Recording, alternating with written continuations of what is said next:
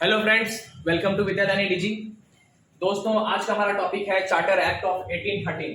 जैसा कि पिछले क्लास में मैंने आपको बताया था चार्टर एक्ट ऑफ 1813 के बारे में कि उसमें क्या था कि यूरोप में जितने भी जो कंट्री पे नेपोलियन का कब्जा हो गया था, उसने इंग्लैंड के साथ में एक्सपोर्ट इंपोर्ट के लिए रोक लगाई थी। तो जिससे इंग्लैंड के जो व्यापारी वर्ग हैं वो ब्रिटिश सत्ता से मिले, ब्रिटिश क्राउन से मिले और अपनी समस्या बताई, जिसके चलते भारत में इंग्लैंड की अदर कंपनीज का व्यापारिक मार्ग इंडिया में खोल दिया गया। पहले इंडिया में सिर्फ ईस्ट इंडिया कंपनी ही व्यापार करती थी। ये कब हुआ था? ये 1813 में हुआ था। अब 1833 यानी 20 साल बाद जो होगा 33 आएगा।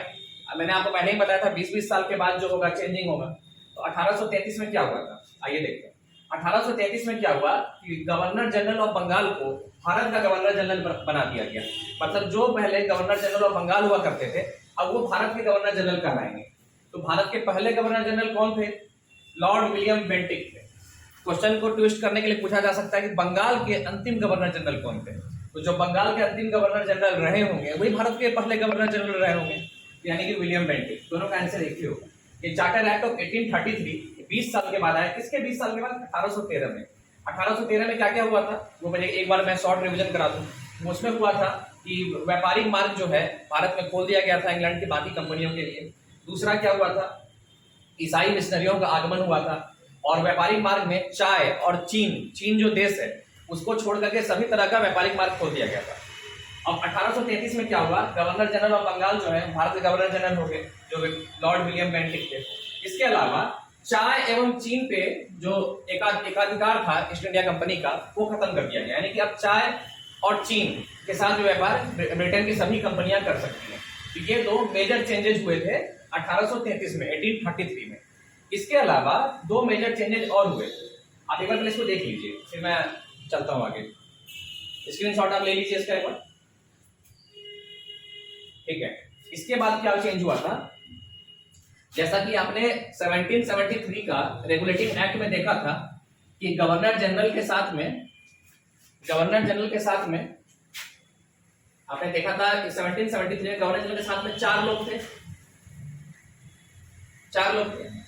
फिर उसके बाद अब आपने देखा पिट्स इंडिया एक्ट में इसकी संख्या घटा के 3 कर दी गई 1784 में। अब 1833 में क्या हुआ? फिर इसकी संख्या बढ़ा करके 4 कर दी गई।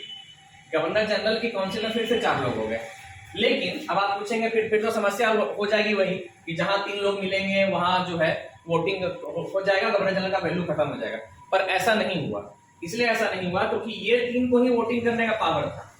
ये जो चौथे मेंबर थे ये एज ए लॉ मेंबर थे। आज आप देखते होंगे लोकसभा में अटॉर्नी जनरल बैठते हैं, ठीक है, विधानसभा में एडवोकेट जनरल बैठते हैं। तो ये कॉन्सेप्ट उसी समय से आया। ये चौथा मेंबर जो था ये लॉ मेंबर था, क्योंकि ये चारों मिलकर जो लॉ बनाएंगे उसको ये अप्रूव कर दे कि हाँ आप जो लॉ बना है ये सही है, उस समय के कॉन्स्टिट्यूशन के हिसाब से ये सही है, इसको कहीं प्रॉब्लम नहीं आएगा। ये चौथा लॉ मेंबर को जो ऐड किया गया ये 1833 के चार्टर एक्ट में किया गया। इसके बाद एक चेंज और किया गया कि गवर्नर जनरल की काउंसिल जो लॉ बनाएगी उस लॉ को ये बता देंगे हाँ सही है, विधि के हिसाब से आप लॉ जो बना रहे हैं वो बिल्कुल सही है। उसके बाद वो जाएगा ब्रिटिश पार्लियामेंट जाएगा और ब्रिटिश पार्लियामेंट उसको जो है पास करेगी, तब वो लॉ बनेगा। इसके पहले क्या था? गवर्नर जनरल काउंसिल ने लॉ बना दिया और लॉ बन गया। लेकिन 1833 में क्या हुआ? एक लॉ मेंबर को ऐड किया गया जो कि बाकायदा बैठेगा इनके साथ में, लेकिन वोटिंग का राइट उसको नहीं होगा। और उसके बाद जो लॉ बनेगा वो ब्रिटिश पार्लियामेंट में जाएगा। जैसे अभी जो लॉ बनता है फिर पार्लियामेंट में जाता है, वहां से पास होता है, फिर ब्रिटिश पार्लियामेंट में वो पास होगा, उसके बाद ही वो लॉ के रूप में इंप्लीमेंट होगा। ये 1833 में कहा गया, ठीक है। तो ये 1833 एक्ट का मेजर पॉइंट था। इसके अलावा 1833 का जो एक्ट है इसको आप संत हेलिना एक्ट के नाम से भी जानते हैं। क्वेश्चन एग्जाम में आएगा संत हेलिना एक्ट। अब देख लीजिएगा संत हेलिना एक्ट। ये संत हेलिना एक्ट के नाम से भी जाना जाता है। अब संत हेलिना कहाँ है? तो संत हेलिना जो है, मान लीजिए ये एशिया है और ये यूरोप है, यहाँ पे अफ्रीका पड़ा, ठीक है। तो एशिया से यूरोप जाने के बीच में ये अफ्रीका में यहाँ पे एक द्वीप है, एक आइलैंड है। उस आइलैंड का नाम है संत हेलिना आइलैंड, ठीक है। तो चूंकि 1833 में चार्ल्स टू ने ईस्ट इंडिया कंपनी को ये राइट दे दिया कि वो सेंट हेलेना आइलैंड पे आकर के रुक सकते हैं, क्योंकि देखिए एशिया से जो यूरोप जाएगा समुद्र के मार्ग से जाएगा तो काफी लंबा सफर होगा, तो उसको थकान मिटाने के लिए कहीं ना कहीं रुकना पड़ेगा। तो सेंट हेलेना आइलैंड जो है 1659 में ईस्ट इंडिया कंपनी के हाथ में लग गया था। तो ईस्ट इंडिया कंपनी जब एशिया से जाती थी यूरोप की तरफ तो सेंट हेलेना आइलैंड में करती थी, आराम करती थी वहां से लेकर के परमिशन लेकर के। लेकिन 1833 के चार्टर एक्ट में क्या हुआ, वहां इंग्लैंड का जो क्राउन था उसने आदेश दे दिया कि आप ईस्ट इंडिया कंपनी को कि आप सेंट हेलेना आइलैंड का देख रेख कीजिए और सेंट हेलेना आइलैंड को संभालिए। तो ये इसलिए इस एक्ट को सेंट हेलेना आइलैंड भी कहा जाता है। दूसरा पॉइंट क्या है कि 1815 में नेपोलियन को गिरफ्तार कर लिया गया, क्योंकि नेपोलियन का आतंक जो है वो बढ़ रहा था। तो 1815 में नेपोलियन को गिरफ्तार कर लिया गया और 1821 में नेपोलियन की मृत्यु हो गई। तो गिरफ्तार करके 6 साल नेपोलियन को कैद किया गया सेंट हेलेना आइलैंड में। ये क्वेश्चन एग्जाम में आ सकता है कि नेपोलियन को जब गिरफ्तार किया गया उसको ईस्वी कौन सा था, तो 1815 था। नेपोलियन का मृत्यु कब हुआ, 1821 में हुआ।